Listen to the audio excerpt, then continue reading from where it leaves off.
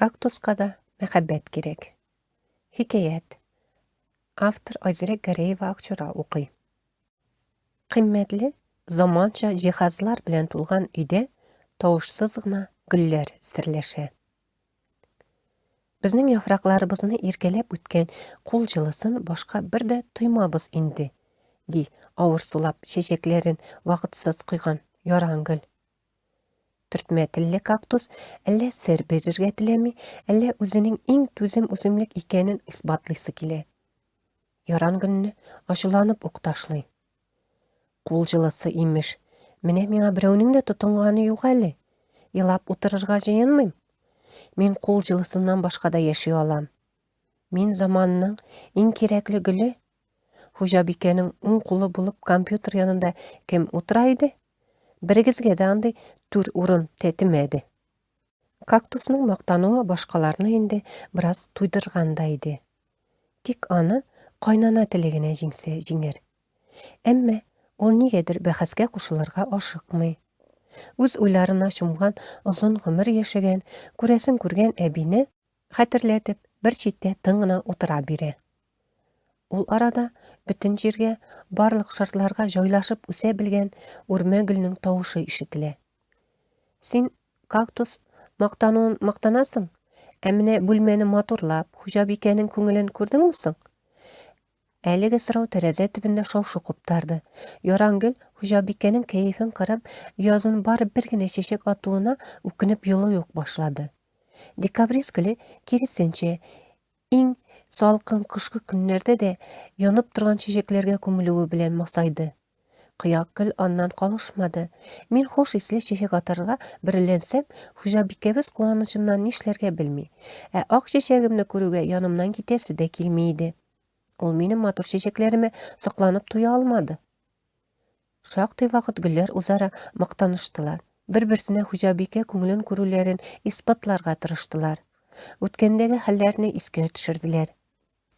Әнә, хуҗабикә ярангөлгә: "Авылымны яраткан кебек яратам. Үрмәгөлгә бүлмәмнең диварларын матурлыйсың" дип, ә башкаларга тагын әллә нинди ягымлы сүзләр әйтә торган булган. Моңа кадәр тыныч кына утырган кайнана теле миңа да сүз әйтергә вакыт җитте дигәндәй, ипләп кенә башкаларга эндәште. Эх, сез үзегезне үзегез мактаудан туймыйсыз. Ә менә хуҗабикәбез кая, ни өчен киткән икән дип уйламыйсыз да. Шул сүзләрне генә көткәндә, кактус әче тавыш белән кычкырып ук җибәрде. Ул бөтенләйгә чыгып китте. Моны ишетүгә башкалар кайгырышып, яфракларын тагын да ныграк салындырдылар. Кактус әче тавышы белән сүзен дәвам итте. Мин компьютер янында утырганда хуҗабикә эштән кайтып керде. Ул бик күңелсез, кәефсез иде.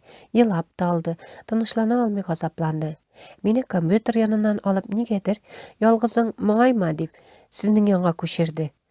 Бу сүзләрне ишеткәч, гөлләр бөтенесе дә тынып калды. Бераздан гына ярангөл тавышы ишетелде. Аннары ул минем яныма килде, яфракларымны сыйпады. Тәрәзә янына сөялеп, еракка текәлеп, бик озак уйга чумып торды. Берникадәр вакыттан мине кулына алды да: "Бары сез генә гөлләрем, минем күңелемне кимсетмисез, хисләремне җиргә салып таптамыйсыз. Бары сез генә хыянәткә бармыйсыз, бары сез генә җанымны ялган сүзләр белән телгәләмисез. Шуңа да сез генә мәхәббәткә лаек", диде. Бу вакытта аның күзләренә яшь тулган иде.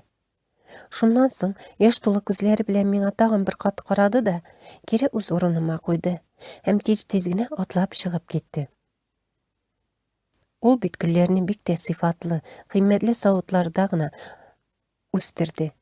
Тәмле-тәмле ашламалар белән сыйлап кына торды. Димәк, хуҗабикә аларны бик тә ярат. Тик гөлләр бер нәрсәне аңламадылар.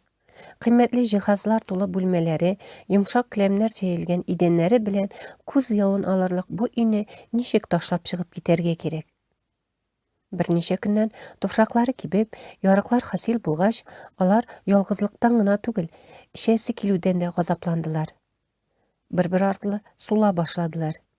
Әйтерсең дә моңа кадәр ниндидер күзгә күренмәгән нур чәчеп, җан җылысы биреп утырганнар. Ә хәзер әнә шул нурлы җылылык өйгә җитешми. Гөлләр кызганыч бер хәлдә яфракларын салындырганнар да, Biz biröwge de kerekmi digen төсле моңсуланып калганнар.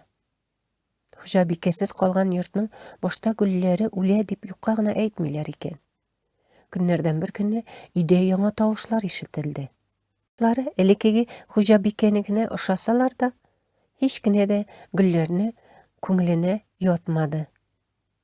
Ниһаять, үземнекенә ирештем, диде яңа тавыш, өй эшен бертекләп тикшереп чыккач.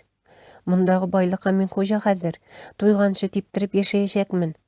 Юләр хатын ирен минем белән күргәч бик тиз табанын ялтыратты. Беренче тавышны икенчесе хуплады. Молодец, бай ирне кармакка эләктердең, ни әйтим. Озакка булмаса да, бераз сыгып кал. Авыз ачып торма. Гөлләргә ят, таныш түгел тавышларны шактый вакыт тыңларга туры килде. Берничә көннән соң яңа хуҗабикә аларны тузан җыеп торалар. Карарга вакытым да, теләгем дә юк. Гомумән, хәзер гөл үстерү модада түгел дип, каядыр олактырырга ашыкты. Гөлләр урынын ясалма пластмасс чәчәкләр алды. Кактусның бәхете бар икән, тагын кирәге чыкты. Аны башкалардан айырып алып кабат компьютер янына утырттылар.